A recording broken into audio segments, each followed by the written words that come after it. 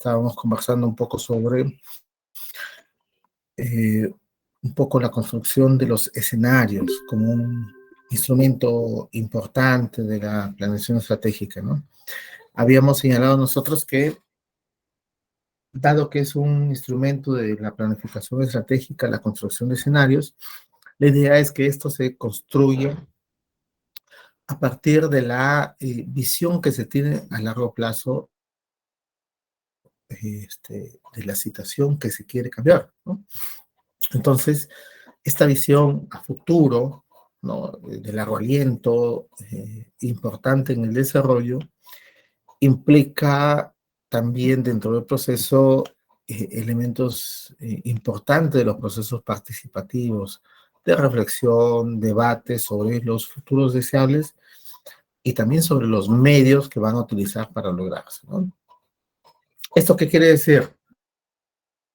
Que la población tiene que estar inmersa de estos procesos, ¿no? O sea, no puede ahora tomarse las libertades de decidir desde arriba sin convocar a la población, ¿no? Esto es lo moderno, ¿no? Lo que se señala, lo importante, para evitar problemas como elaborar proyectos o elaborar programas, ¿no?, que no reflejen necesariamente la, la posición solamente desde arriba, sino con una situación importante de la población, ¿no?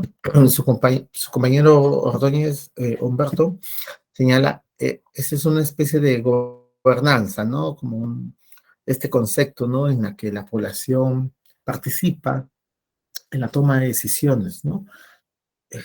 Para que hagan suyo precisamente los programas, los proyectos, y hagan suyo definitivamente alguna forma de gobierno. No podemos eh, eh, gobernar al margen de la población, ¿no? El gobierno, las acciones, tienen que ser reflejo precisamente de las necesidades, reflejo de los objetivos, reflejo de las aspiraciones de la población. Si no pasa eso, tenemos dos escenarios, ¿no? La primera es de que se van a generar programas, proyectos, políticas al margen de la población, quizás eh, sin priorizar su problemática, y peor aún, acciones que van en contra de la población, ¿no? Priorizando quizás a otros actores, ¿no? Porque dentro de la planificación estratégica no solamente está la importancia de los escenarios, sino también luego viene la importancia del entorno, la importancia de los involucrados y todo ello, ¿no? Entonces, eso se tiene que construir, conversar de mejor manera, ¿no? Por eso que dentro de esos elementos están el debate, están los consensos que se tienen que llegar a cabo, porque es bastante difícil a veces, y a partir de ahí elaborar una nueva forma de cómo llegar a una solución ante los problemas que pueden pasar, ¿no? Esto, en la medida que debe ser una visión de trabajo no solamente para la puesta en marcha de un proyecto, un programa, un plan, una política, sino que sobre todo debe ser una forma también de gobierno, ¿no? Nosotros hablamos que podría ser una visión, por ejemplo, de una institución, de una universidad y también de un país, ¿no? O sea, no se puede establecer, por más buenas intenciones que se quiera, desde una visión unilateral, ¿no? Desde arriba, ¿no? Yo creo que esto es así, y yo considero que esto es, y por lo tanto, esto es lo que yo realizo. Alguna gente lo puede tomar a bien, otros no, y ese otros no genera precisamente los conflictos y las contradicciones, ¿no? La idea del tema de la gerencia social, si es que lo quieren llevar a cabo, es que esto va a generar o mejorar niveles, o generar altos niveles, o mejorar los niveles que existen de motivación en la participación de las personas, de creatividad en la participación también de las personas. Entonces, nada se puede hacer sin ellos, ¿no? Y esto no es que sea una novedad de parte de la gerencia social como los abanderados de un tema de modernización, sino que esto es una situación natural, ¿no? Uno de los principios básicos en la toma de decisiones es partir de la realidad, ¿no? Y el partir de la realidad implica precisamente señalar el camino desde donde vamos a iniciar un proceso, ¿no? Un cambio o la continuidad, si es que se quiere hacer un antes y un después, ¿no? Entonces, y a partir de ahí, tú avisoras, ¿no? Tú señalas un camino, ¿no? Entonces, el escenario, que no es tan inmóvil como podría creerse, como de su nombre mismo lo sale, sino que este escenario, entendido como una situación móvil, de cambio, de transformación, es precisamente esa visión que se tiene de cambio, ¿no? O sea, hay que describir una situación futura, qué es lo que se desea, ¿no? Pero cuando se construye esa visión de futuro, se tiene que involucrar a los demás. Si no se involucran a los demás, si no se entiende, si tienen en cuenta a los demás, esa situación va a generar problemas, ¿no? Primero porque quizás no estén de acuerdo con esa visión, porque quizás no les resuelve el problema, porque esta visión de futuro tiene que ayudar a generar la situación de solución de problemas. Tiene que buscar un desarrollo social, tiene que encontrar resultados positivos. Pero si no los encuentra, ahí tenemos un primer problema. El segundo problema es que las personas mismas, que son los beneficiados, las personas que se van a ver beneficiadas con esta visión, quizás tampoco se sientan identificados.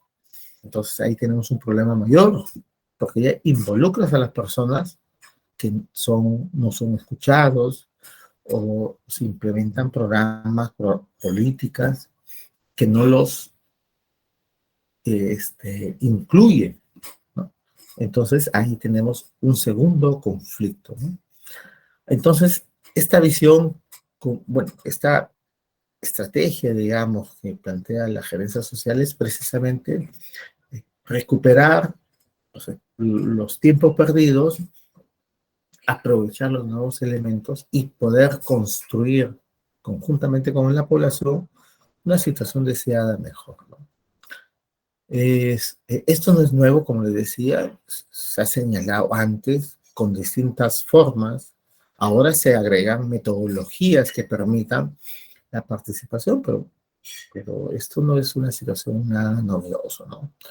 Entonces, esto del escenario que veíamos la semana pasada, que habíamos conversado, era precisamente cómo se explora, ¿no?, las posibilidades y a partir de ahí cómo se pueden establecer distintos escenarios, uno seguramente prioritario, principal, y otros quizás de contingencia, pero que permitan en concreto señalar una situación de cambio, ¿no?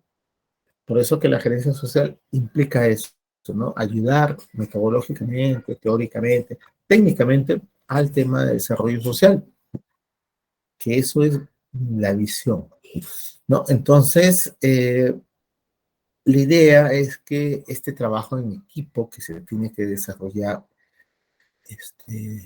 pase por un proceso de dinámica grupal, participación ciudadana, donde exista, hablábamos nosotros de liderazgo transformacional, ¿no? Que ayude, ¿no? Porque todo está, o todo debería estar encaminado para lograr un objetivo de cambio, de mejora, de transformación social, ¿no? No se puede solamente describir un tipo de escenario, un tipo de sociedad. No solamente se puede explicar o analizar un proceso, sino sobre todo, después de ello, se tiene que ayudar a la transformación social, ¿no? Porque si no, al menos dentro de la sociología, nosotros no nos diferenciaríamos de otras ciencias, ¿no? La idea es que nosotros tenemos que buscar la transformación social y la gerencia social apuesta precisamente al desarrollo social, ¿no? Que es la transformación, ¿no? Entonces, transformar o superar la contradicción entre las desigualdades que existen, ¿no? Porque hay desigualdades, hay diferencias, ¿no? Hay inequidades en todos los ámbitos y cambiar esa situación por otra, ¿no? Claro, esto es solamente una forma de ver las cosas, ¿no? Porque finalmente quienes cambian las cosas son los que tienen toma de decisiones, ¿no? Los gobiernos de turno. Un gerente puede transformar un programa, un proyecto. Pero si buscamos una transformación de la sociedad, ya viene también el tema del gobierno. Y por qué no apostar también a partir del gobierno una posibilidad de transformación a partir de la metodología también de la agencia social, ¿no? Entonces, todo va de la mano. Entonces, no solamente podemos nosotros pensarlo teóricamente, sino tenemos que hacerlo, ¿no? Entonces, esa contradicción entre las desigualdades que existen, ¿no? Porque existen todavía desigualdades, transformarlas o ayudar que se transformen para una sociedad distinta, ¿no? Las contradicciones antiguas de antes se siguen manteniendo, ¿no? O sea, no se han superado, ¿no? El pensar de que contradicciones pasadas se han superado y ahora son nuevas es ser quizás hasta ingenuos, ¿no? Porque se sigue habiendo. Lo que pueden haber es nuevas contradicciones, ¿no? Que se suman a las contradicciones principales, ¿no? Hay contradicciones principales y también hay contradicciones secundarias, ¿no? Entonces, esto pasa precisamente el identificar el escenario mismo, donde existe la problemática, donde existe una población, donde existe la visión de futuro, son todos los elementos que deben estar en conjunto para trabajar con el objetivo de poder señalar precisamente o avisorar una posibilidad de desarrollo social, ¿no? O sea, no podemos negar unas y otras, ¿no? Entonces, como les digo, las contradicciones siguen existiendo, no han cambiado, no se pueden superar, ¿no? O sea, no podemos nosotros alegremente decir, bueno, ahorita las contradicciones de hace 10 años, 20 años, 50 años han cambiado por otras, porque esas contradicciones no se han superado, ¿no? ¿No? Ahí es una situación que hay que tener bastante cuidado, ¿no? Y más aún si es que estamos, por ejemplo, en una posición como siendo presidente de la República, congresistas, no sé, presidentes regionales, personas que toman decisiones. Porque si nosotros pensamos de que la contradicción entre, no sé, desigualdades, pobreza, inequidades, ya se superaron, entonces estamos alejados precisamente de nuestra realidad, ¿no? O sea, estamos asumiendo de que no hay desigualdades, no hay inequidades, ¿no? Que nuestras contradicciones ya no son esas, ya no es que las personas puedan acceder a una educación de calidad, no puedan acceder a un servicio de salud, ¿no? Puedan acceder a reconocimiento social a partir de los derechos que puedan tener como personas al margen de ideologías, opciones, situaciones, sino que nuestras preocupaciones ya son otras, ¿no? Son económicas, son, no sé, de otro tipo, ¿no? Entonces, ahí, si es que pensamos así, seguramente entonces estamos alejándonos de la realidad, ¿no? Porque seguramente vivimos en una burbuja, ¿no? Ese es un tema, ¿no? Miren, y por qué lo digo? Hoy día, bueno, saliendo de donde yo vivo, bueno, seguramente ustedes lo han visto, en la esquina donde hay una panadería, hay unas jovencitas que venden tamales, humitas, soy aquí, ¿no? A venda, ¿no? Todos los días, de temprano, 6 de la mañana. A veces uno pasa por ahí 7, 7:30, y a veces las encontramos dormidas, ¿no? Dentro de sus bares, ¿no? esperando que alguien le diga, ven a ver, se levanta, ¿no? Entonces, si nosotros negamos esa contradicción que existe entre las desigualdades y progreso, por ejemplo, estamos asumiendo que eso ya se eliminó, no existe. Y vemos que en la realidad sí existe, ¿no? Entonces, todavía hay contradicciones que no se superan. Entonces, la gerencia social implica precisamente eso. Por eso es importante dentro de ella el liderazgo transformacional. No solamente un liderazgo que implique, bueno, yo soy el, el presidente, yo soy el congresista, yo soy el presidente regional, yo soy el regidor, yo soy el consejero, yo soy el alcalde, ¿no? Yo soy el rector, el vicerrector, el funcionario, el gerente. No solamente basta decirlo, sino es asumirlo, ¿no? Asumir ello a partir de un liderazgo que transforme, no un liderazgo que continúe las cosas, o peor aún, un liderazgo que señale o oculte las situaciones, ¿no? ¿Y eso qué significa? Que este liderazgo tiene que construir escenarios a partir de la realidad, ¿no? Para poder tomar decisiones, ¿no? Entonces, esa situación es importante que se tenga en cuenta, ¿no? No podemos ocultar la situación presentando otra, ¿no? Ahora, por eso también señalábamos nosotros la semana pasada de que cuando se toman decisiones, y obviamente al tomar decisiones existe una responsabilidad, no, no es que la responsabilidad la asume una persona, porque ahora no se trata de eso. Claro, jerárquicamente existen responsabilidades, pero finalmente las responsabilidades son institucionales, organizacionales, ¿no? Eso se tiene que tener en cuenta también, ¿no? Y bueno, las personas que ahora o en la actualidad deben señalar eso, deben ser conscientes de que las tomas de decisiones implican a una institución y por lo tanto también implican a la ciudadanía, ¿no? Entonces, todos estos elementos lo habíamos conversado nosotros la semana pasada. Ustedes han leído una bibliografía respecto a ello. El día de hoy vamos a señalar un complemento de ello, que es el análisis del entorno, ¿no? Este análisis del entorno implica precisamente un enfoque más dentro de lo que es la planificación estratégica, ¿no?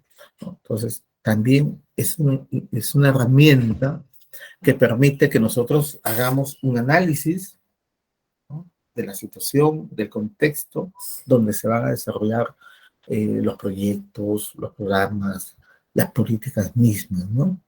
Donde nosotros vamos a poder identificar todos los elementos que van a hacer posible que pueda construirse el escenario que nosotros creemos, ¿no? Entonces, ¿qué significa?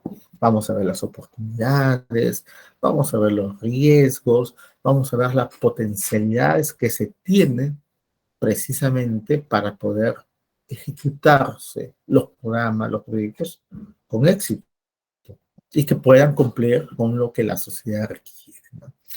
Entonces, eso también implica que las personas puedan tener una situación de cambio, una situación distinta de ver las cosas, ¿no?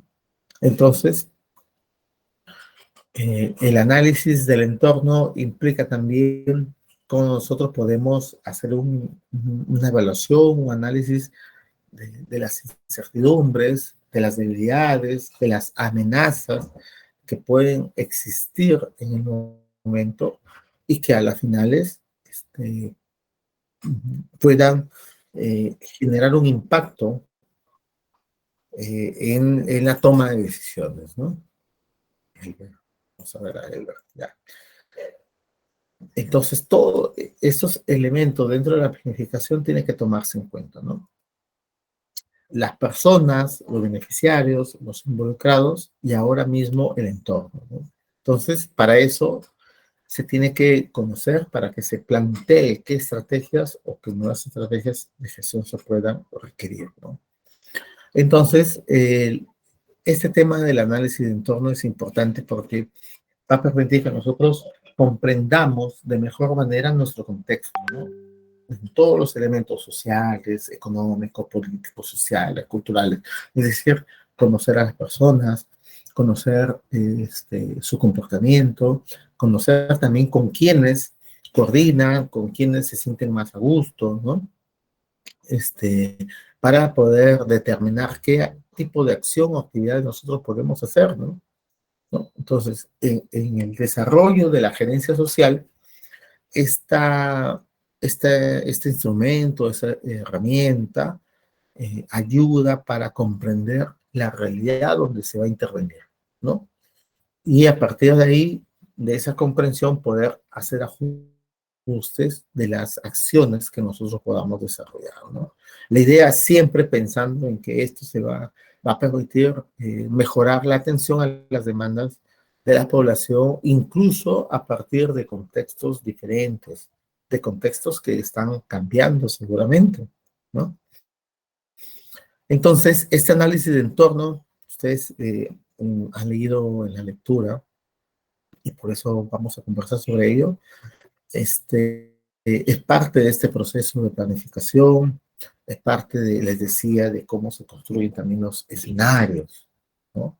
La idea es que caractericemos por un lado el contexto mismo donde se va a desenvolver el programa, el proyecto o la política, y, y también ayuda a que nosotros con todos estos insumos podamos proyectarnos a futuro, ¿no? Que van a este, mejorar la visión y el trabajo que tiene alguna institución. Entonces, eso es importante que ustedes lo tengan en cuenta, ¿no?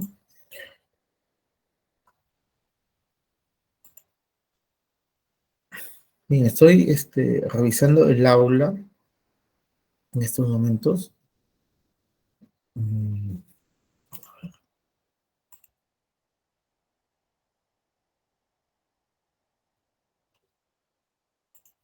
para ver básicamente su trabajo.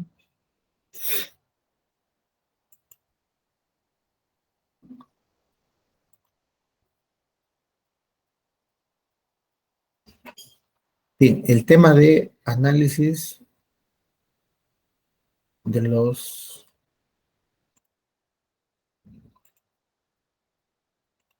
Aquí está.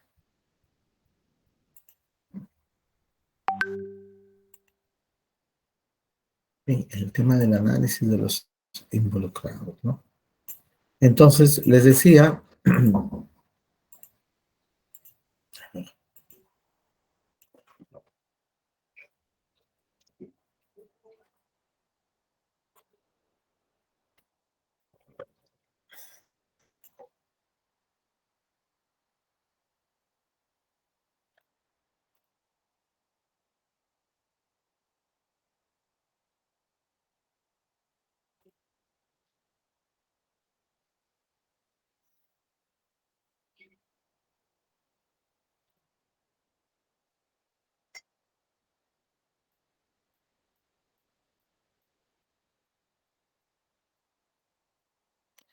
bien, entonces más o menos con esta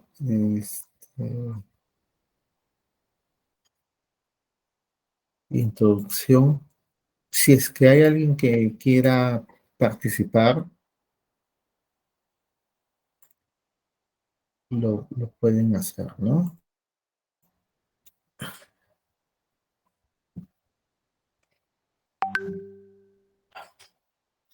Bien, la lectura que ustedes han leído sobre análisis de involucrados, precisamente, me parece, sí, a ver, sí. Señala, digamos, algunas características y ejemplos básicamente sobre lo que pretendería ser el análisis de involucrados, ¿no?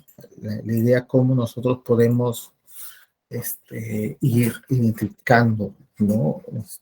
Las personas con el objetivo de poder tomar una decisión, ¿no?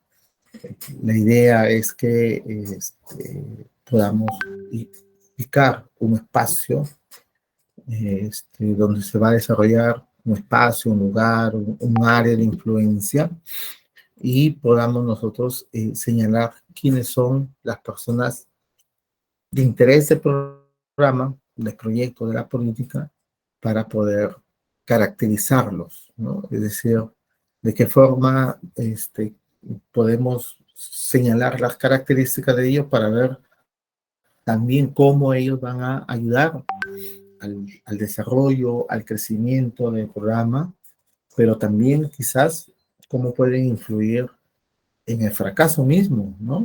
De las políticas, del programa, ¿no? ¿Qué puede generar de que se genere un fracaso a partir, ¿no?, de los involucrados, ¿no? Entonces, la idea es que se conozca el entorno, se conozca ahora quiénes son los involucrados con el objetivo de señalar cuáles son los elementos o características que tienen las personas que nos ayuden, ¿no?, a las personas que desarrollan alguna propuesta a afianzarla, a mejorarla, a desarrollarla y lograr los objetivos, o quizás identificar qué elementos negativos pueden haber que puedan influir para que fracase quizás esta posición, ¿no? Entonces, los involucrados no solamente son personas, ojo, sino también pueden ser organizaciones, pueden ser grupos sociales, pueden ser instituciones que ayudan, ¿no?, a que se desarrolle alguna acción, o en todo caso, eviten que también pueda desarrollarse la misma, ¿no? Entonces, los involucrados son aquellas personas que intervienen, son aquellos grupos, son aquellas instituciones que intervienen activamente, ¿no? Y están relacionados activamente con el proyecto, con el programa, con el plan, con la política, porque tienen intereses, ¿no? Todos ellos tienen intereses creados por ser beneficiados o por ver que otros sean beneficiados, ¿no? Entonces, su interés es directo o indirecto. Eso hay que tenerlo en cuenta siempre, ¿no? La institución, ¿no?, debe tener una visión, ¿no?, de la idea, del programa, del proyecto que se quiere hacer, y para ello tiene que vincular, ¿no?, a las personas, construir escenarios que sean accesibles precisamente para que se logre ello, ¿no? Entonces, esta parte del análisis de involucrados es fundamental porque va a permitir que evaluemos el desarrollo mismo del proyecto, ¿no? Porque a partir de la comprensión de las características, a partir de los objetivos, de los intereses que tienen los grupos, las personas, los que apoyan o los que no apoyan, puede ser importante para que se pueda ir mejorando. Nosotros habíamos señalado que uno de los elementos importantes dentro de esta lógica de la gerencia social es que se evalúa también varios elementos, entre ellos el proceso, ¿no?, el desempeño mismo. Y esa evaluación pasa precisamente por conocer las características de las personas, ¿no? Entonces, pero para eso tenemos que tener un conocimiento previo de ellos, ¿no? Para poder, en el momento de la implementación, asumir situaciones de riesgo que puedan ayudarnos a nosotros a mejorar las cosas, cambiar las cosas o controlar también las cosas, ¿no? En términos de contradicciones, ¿no? En algunos casos, a partir del análisis, puede haber una aceptación, ¿no?, que es lo ideal, ¿no? Y en todo caso, si es que no existe una aceptación del proyecto que se tiene, controlar los riesgos que generen esa oposición, esa contradicción.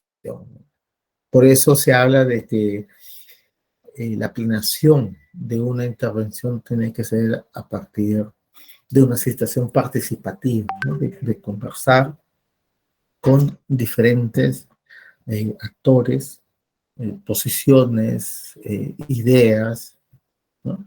Que nos permitan tener una idea más real de las cosas, ¿no?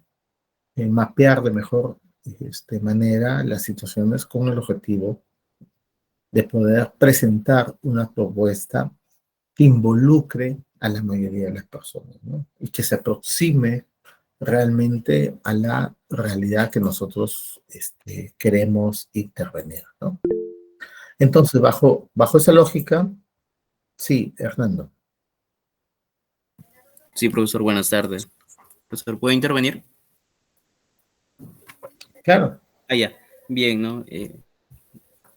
La lectura, análisis de involucrados, profesor, nos habla acerca de que esta herramienta, ¿no?, de referencia social, pues tiene doble objetivo, ¿no? El primero es identificar, por un lado, pues a los beneficiarios, ¿no?, ya sea de una política, de un programa o proyecto, pero también, por otro lado, identificar a las personas que van a ser perjudicados por esto, ¿no?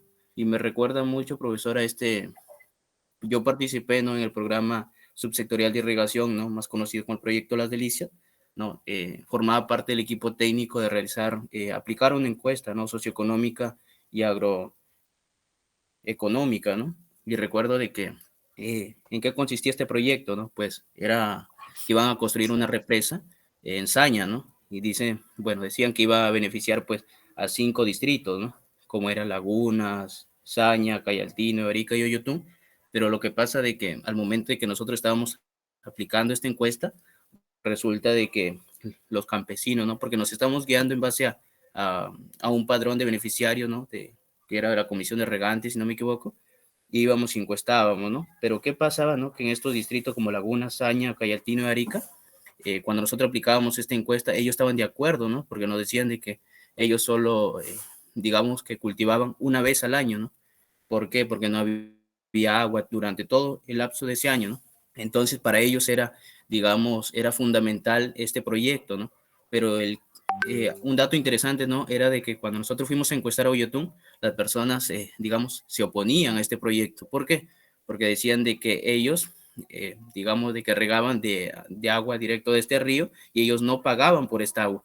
Y el hecho de que se construya este reservorio, ellos iban a tener que pagar, pero aparte de esto, digamos, el almacenar esta agua en esta represa iba a beneficiar, pero solo a aquellas empresas, digamos, agroexportadoras, ¿no? En cambio, a ellos le perjudicaba, ¿no? Y me parece bastante interesante este tema tratarlo porque está muy ligado a lo que es el análisis de involucrados, ¿no?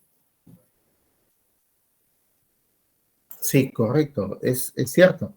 Fíjese, ahorita uno de los grandes problemas en la región es el agua. Hay hasta 3, creo, inclusive hasta 4 proyectos allí estancados, por decirlo así, por el tema de agua, ¿no? Quizás ese es un reto para el nuevo gobierno regional, incluido todos sus consejeros, ¿no? Tenemos un consejero sociólogo ahí. Y habíamos conversado sobre ese tema. Y sí, pues, cuando hay este tema de construcción para poder avanzar, por ejemplo, para dotar de agua, aparece este tema de económico, ¿no? Que implica ponerse de acuerdo, ¿no? Lo que tú dices es cierto, ¿no? Como un conjunto de agricultores pueden ahora pagar para un recurso que antes lo tenían gratuito. No solamente ese es el problema, sino que al momento de la construcción misma de ello, para que se haga la distribución, dependiendo, bueno, ahorita hay un problema, bueno, se tiene que solucionar. Algunas zonas van a verse afectados, porque en el transcurso natural del desarrollo del agua, algunos se sienten beneficiados porque se riegan, por ejemplo, otro problema. Y ahí, ¿qué pasa con esa población? Que va a decir, bueno, antes yo tenía acceso libre al agua, ahora con la construcción, que efectivamente va a dar seguramente mayor posibilidad de regar los cultivos, pero ahora a mí no me va a afectar porque ahora yo no tengo acceso como antes tenía, ¿no? Y ese es un gran problema que se tiene. Hay ahorita, creo que hasta 3 proyectos de irrigación grandes que están ahí, algunos aprobados, todavía están viendo, pero que tienen precisamente este tipo de problema. No hay una licencia social, por decirlo así, en la que las personas, uno, acepten esto, y segundo, algunos se van a ver perjudicados. Entonces, ahí la idea es conversar con los usuarios, no necesariamente con la junta de regantes directiva, sino con los usuarios directamente, ¿no? Porque la directiva es uno, no que ellos tienen también sus intereses, ¿no? Sino con los directamente afectados, ¿no? Hay asociaciones, todo eso. El tema es que no se ha conversado, no se ha tomado en cuenta ellos, ¿no? Olmos, por ahí su compañero dice, en el tema de Olmos, Olmos también, ¿no? Hay una situación ahí, existe una tarifa social que le llaman, pero ¿qué pasa cuando esa tarifa social que tiene un tiempo después se elimine y después empiece con una tarifa que ellos creen que es lo que se debería pagar por el agua? Ahí hay, por ejemplo, un tema de conflicto social latente, ¿no? Y, y ya sabemos que muchos de los proyectos de irrigación grandes, estos megaproyectos, básicamente han sido para beneficio, ¿no? De las grandes agroindustriales, porque son los que tienen grandes extensiones de terreno, ¿no? Entonces, lastimosamente, el- el- las empresas han hecho o han celebrado contratos con el Estado, ¿no? A partir de gobiernos que han priorizado precisamente la gran empresa, ¿no? Entonces, ¿quiénes se han beneficiado de estos temas? Ha sido la gran empresa, ¿no? O sea, no cabe duda, ¿no? Y por eso que cuando hay situaciones de cambio, son los primeros en señalar de que se está atentando contra la empresa privada, se está atentando contra situaciones que nos señalan a nosotros como perjudiciales en términos económicos, de trabajo, de ingresos, ¿no? Cuando si nosotros somos conscientes y vemos la realidad, muchas de las empresas no han hecho o no han apostado por superar los niveles de desigualdad, ¿no? El tema de Olmos, el problema con la comunidad de Olmos y la forma como se han apropiado también de terrenos precisamente para eso, es un claro ejemplo, ¿no? Entonces, ¿quiénes se han beneficiado del Estado? Es la empresa privada, los grandes o los grupos económicos, ¿no? Sin embargo, son ellos los que señalan la ineficiencia del Estado, ¿no? O sea, hay una paradoja, ¿no? Nos beneficiamos, ¿no? Del Estado, de todo ello, pero señalamos su ineficiencia también, ¿no? Por eso hay que meter más mercado, dice, ¿no? Y lo que vemos ahorita en términos de políticos es un poco resultado de esta contradicción. Por eso les decía antes, ¿no? Hay que ser locos o alejados de la realidad para decir que esas contradicciones que vienen de años ya se eliminaron o que ya no existen estas contradicciones entre trabajo y capital, como algunos señalan, porque siguen existiendo, ¿no? Y la muestra es esto, no se ha superado. Quizás algunos, porque ya, bueno, son elegidos presidentes, consejeros, no sé, eh, congresistas, ya superaron su contradicción, ¿no? Ya tienen dinero, ¿no? O vicerrectores o rectores. Pero la contradicción significa o sigue en el pueblo mismo, en la sociedad misma, ¿no? Entonces no podemos engañarnos ahí, ¿no? Y por eso está la crisis que nosotros tenemos en la actualidad. Bueno, esa es una explicación de las muchas que hay, ¿no? Entonces, no se puede cambiar o cuando se intenta cambiar esos temas o aplicar una situación de ese tipo, vas a enfrentarte precisamente con una coraza donde están acostumbrados a hacer más de lo mismo, ¿no? 1 de enero del 2023 se inician cambios a nivel nacional en los gobiernos locales y regionales. Esperemos que las situaciones vayan cambiando para mejoras, ¿no? Este tema en Lambayeque del agua, que su compañero señaló, es un tema latente que al parecer está siendo al menos previsto, pero habría que ver de qué forma se atiende, ¿no?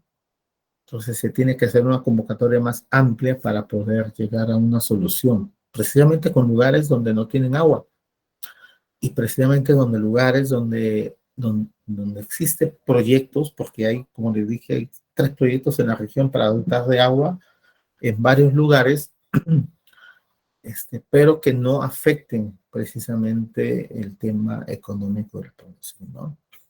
Pero bueno, la lógica de las empresas es invertir para ganar, ¿no? Entonces, por ese lado, ellos van a mantener una posición, pero la idea es que a partir de gobiernos o regionales o nacionales, cuál es la posición que se tiene que ver, ¿no? Muchos de estos programas o proyectos han sido manejados o elaborados independientemente de la población misma, ¿no?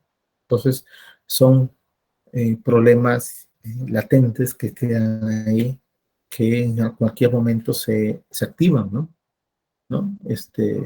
Y dependiendo de, digamos, las características de la población, ¿no? Me sorprende que Olmos todavía no se active ese conflicto, por el tema del agua principalmente, ¿no? Por el tema del costo social que demanda para los agricultores, ¿no?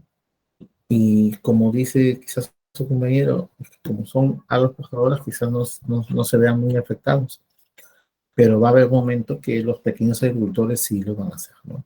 Entonces, es parte precisamente del sistema de prioridad, ¿no? De una forma de entender pues, la política nacional, ¿no?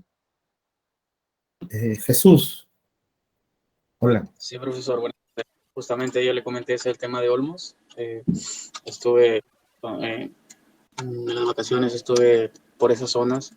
Entonces, el problema con el agua es un tema que hasta ahora no se encuentra solución, pero como dice usted, las grandes agroindustriales como Beta Olmos 1, 2, y un montón más de empresas, son las que se manejan todo el agua. Y no es poco lo que consumen, son millones de litros de agua diarios, porque lo que siembran ahí es arándano y palto, y son cultivos que necesitan de riego diario. Sí, pues da mucha pena ver, porque cuando yo paso por esas zonas, las familias tienen agua, pero son pozos propios que han hecho, pero no es un agua totalmente potable, y es con lo que está viviendo la zona. Y en el tema de la agricultura, las empresas están comprándole a los pobladores sus terrenos y prácticamente los están dejando, bueno, por la misma necesidad, los pobladores están pasando de agricultores a mano de obra. Es una situación algo triste, y hasta ahora pues, solución no se encuentra. Y no sé en qué terminará las finales. Sí, Jesús, gracias. Sí, esos son también un fenómeno social que está pasando, ¿no?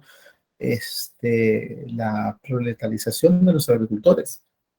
Es decir, los agricultores ya no pueden sembrar sus tierras por varios factores económicos, de asistencia técnica, en fin, de competencia, quizás. Entonces, es su fuerza de trabajo la que la ofrecen a estas grandes empresas agroindustriales. Entonces, se vuelven obreros de ellos, ¿no? ¿No? Yo señalaba, ¿no? La proletarización de los agricultores. Eso hace de que pierdan inclusive o experimenten una nueva forma de naturaleza, de construcción misma, ¿no? O sea, hay varios fenómenos que ahí están inmersos, ¿no?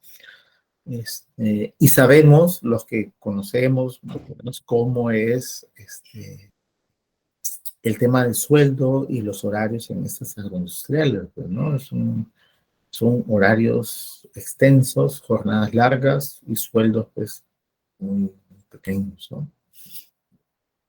Pero eso es lo que hay, ¿no? Y el Estado, este, lastimosamente, apuesta por el tema de la agroindustria, ¿no? La agricultura de exportación o la agricultura intensiva, ¿no? Dando beneficios, ¿no? Y bueno, ellos aprovechan esta situación, ¿no? Por eso les decía, ¿no? La gran empresa, ¿no? Determinada clase social se aprovecha del Estado y se ha aprovechado bastante. Pero sin embargo, lo paradójico es que cuando no les gusta el Estado, dicen, bueno, el Estado no funciona, ¿no? O sea, el Estado debe cambiar, pero son los que se benefician, ¿no? Y claro, obviamente existen también otros factores, por ahí en el chat lo han mencionado, ¿no? El tema de la corrupción y todo ello, ¿no? Las ventajas, prebendas y todo ello, ¿no? Porque este tema del tema de la tenencia de las tierras, por ejemplo, en Olmos, de un proyecto hidroenergético que fue así, fue creado hidroenergético. La idea era que se construya una central hidroeléctrica para que dé energía, obviamente más barata, ¿no? Quizás hasta gratis, y si irrigue las tierras de Olmos y los aledaños. Ahora simplemente se ha constituido un proyecto de irrigación, pero solamente un proyecto de irrigación para las grandes empresas. Ese también fue un gran debate que hubo en el Congreso por el tema del límite de tierras, ¿no? Y los empresarios aprovecharon esta posibilidad de comprar tierras para beneficiarse, ¿no? Hasta una ciudad creo que les han construido. Entonces, tenemos un Estado pues al servicio de algunos y siempre en desmedro de otros, pues, ¿no? Y esa es la crisis que nosotros tenemos en la actualidad, que no se va a cambiar por sacar a uno u otro, cambiar un Congreso u otro, ¿no? Entonces, hay una crisis integral, política, económica, moral, sobre todo. Por ahí su compañero señala corrupción, sí, pues, una crisis moral, ¿no? Ahora los periodistas, yo escuché hoy día que una periodista decía, bueno, este es el Congreso, ya ellos han ganado las elecciones, les guste o no, dice. ¿Y por qué no decían, por ejemplo, para la presidencia, ¿no? Al margen de los errores, ¿no? Estamos acá defendiendo. ¿Por qué no decían, bueno, el presidente es presidente, les guste o no? Ahora no, ahora dicen eso, ¿no? Con los errores y situaciones de ese tipo, ¿no? Entonces la situación todavía está bastante compleja, ¿no? La idea es que nosotros podamos señalar con claridad las cosas y podamos aprovechar, ¿no? A una ciencia como la sociología para poder señalar los cambios y decir las cosas como son, ¿no? Pierre Bourdieu en su momento señalaba eso, ¿no? La sociología es una ciencia que da miedo, ¿no? Porque señalaba la problemática que hay, las desigualdades que hay y proponía cosas, ¿no? Lastimosamente en los últimos tiempos estamos avanzando a una sociología muy pragmática, ¿no? Muy tecnocrática, ¿no? De solamente pensar que el problema está en una situación de gestión pública simplemente de continuismo, más no de transformación, ¿no? Por eso yo les decía, el tema de gerencia social no solamente es gerenciar lo que existe y avanzar, sino sobre todo transformar, ¿no? Aparece una teoría inclusive que es el liderazgo transformacional, ¿no? Hay que transformar las cosas, no podemos continuar, claro, es muy fácil, ¿no? Llegamos, continuamos las cosas que hay, no nos hacemos problemas. Pero si vemos que existen desigualdades, si vemos que existen deficiencias, si vemos que existen otros elementos, otros problemas, ¿por qué no avanzar a mejorarlos, ¿no? Y a transformar las cosas? Creo que eso es lo fundamental, ¿no? Nosotros hemos pasado un aniversario más de la sociología y que debemos asumir ese compromiso transformacional, ¿no? No de continuidad, ¿no? Peor aún, de retroceso, ¿no? Que nos vende los ojos y digamos, bueno, las cosas están bien, ¿no?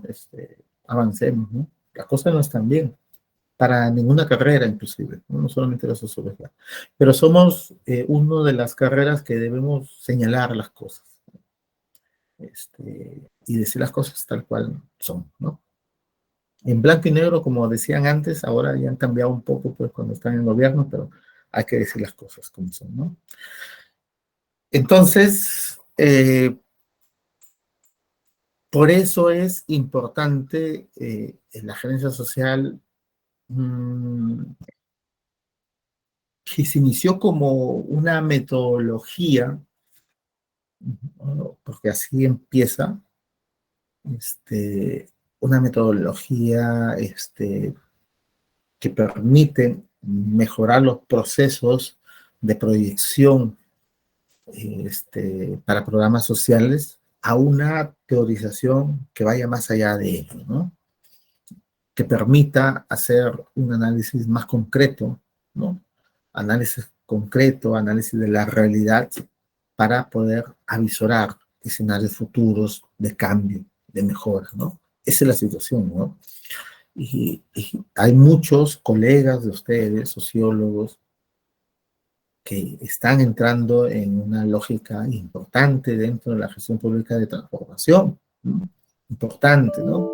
Y claro, también hay de otros también que continúan, ¿no? Pero la idea es que podamos nosotros, cuando lleguemos, ustedes han hecho prácticas de pregrado 1, van a hacer la 2, prácticas profesionales, van a entrar a un trabajo, y la idea es comenzar a mejorar los procesos internos, al menos, y que permitan avisorar y tener esa sensibilidad social. Eso es lo que se ha perdido, ¿no?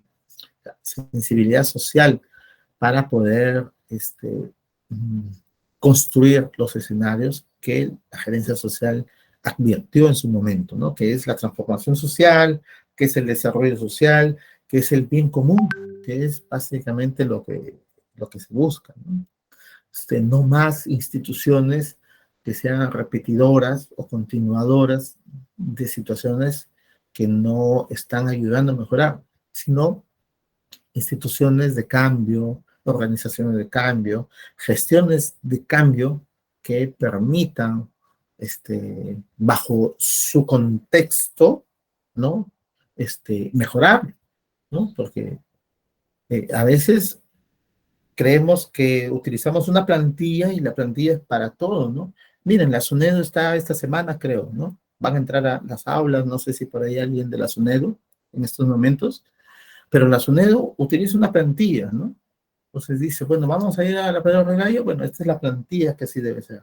Vamos a la Universidad Nacional de Cajamarca, esta es la plantilla, ¿no? O sea, son cerrados, bien mal, ¿no? Entonces, sin ningún criterio, evalúan. Y claro, ya sabemos nosotros, porque hay denuncias y cosas, que algunos han aprovechado y se han aprovechado y han sido beneficiados con el licenciamiento, ¿no? Pero cuando no te quieren dar, pues, ¿no? Te señalan las cosas, ¿no? Bueno, que el letrero tiene que tener 2 centímetros de acá en la columna y 2 centímetros de acá. Si te pasas 1 milímetro, bueno, no cumplo, ¿no?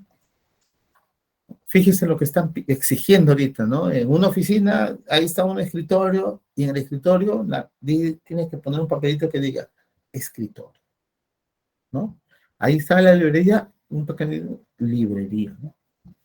Me hizo recordar en el colegio, porque bueno, vienen de Minedu, del colegio, cuando a los niños se les está enseñando a hablar, ¿no? Y a escribir para que conozcan las palabras. Dicen, bueno, los profesores que dicen de inicial, en su casa le dicen, ¿no? Padres de familia, empapelen, llenen de carteles su casa, ¿no? Si este es un televisor, pongan televisor, mesa, ¿no? Para que los niños identifiquen y vean las imágenes de las palabras, ¿no? Al menos para que comiencen a identificar, ¿no? Así están los de Suneo, ¿no? Tratándonos como idiotas, ¿no? Como niños, ¿no? Colegio. Y eso es malo, ¿no? O sea, estandarizan una situación para eso, ¿no? Son situaciones que se deben mejorar, ¿no? O sea, no puedes tú aplicar una situación de colegio para hacer un análisis de un instituto. No puedes utilizar un instrumento de un instituto para hacer un análisis de una universidad, ¿no? Pero solamente cuando conviene, ¿no?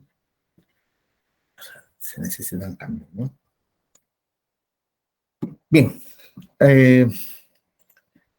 Ahora sí, la semana pasada hablábamos que la otra semana ahí decíamos, ¿no? Ya, el próximo jueves vamos a hablar sobre esos temas, todo eso, y no me había percatado que era feriado, ¿no? Pero sí, a este jueves vamos a hablar cómo hacer un análisis de involucrados, ¿no? La plantilla, de lo que se necesita, cómo podemos nosotros hacer un análisis, ¿no? Porque esto básicamente es una situación técnica, ¿no? que señala práctica, ¿no? Existen varias metodologías, vamos a señalar algunas que no es gran cosa, ¿no? Pero que de todas maneras nos va a permitir a nosotros ver de qué forma nosotros podemos identificar a partir de, no sé, de un anecdotario, de un cuaderno de campo, ¿no? De una tarjeta, quizás, señalar, ¿no? Quiénes son nuestros involucrados, qué características tienen, ¿no? Cómo los podemos preguntar, ¿no? Esto pensando de que es importante como un elemento para proyectarnos, ¿no? Porque esto es, ¿no? El análisis de escenarios y la construcción de los mismos, el análisis de los involucrados, el análisis de los mismos, para proyectarse precisamente qué es lo que necesitamos. Porque no podemos nosotros plantearnos una situación a futuro si no nos conocemos. Tenemos que saber quiénes somos precisamente para ver qué es lo que nosotros queremos proyectar, ¿no? Pero en la práctica de verdad, ¿no? Porque a veces hablamos mucho, ¿no? O sea, o decimos, bueno, ¿quiénes somos? ¿Qué queremos? ¿Hacia dónde vamos? Y lo repetimos, pero en la práctica, cuando nos llega el momento, no lo hacemos. Entonces tenemos que hacerlo, pues, ¿no? Para pasar a una situación como ustedes están leyendo, de una gerencia tradicional, ¿no? Burócrata, a una situación transformacional, ¿no? De cambio. Bueno, a ver, lo voy a llamar Acosta Tepe. Presente, profesor. Hola.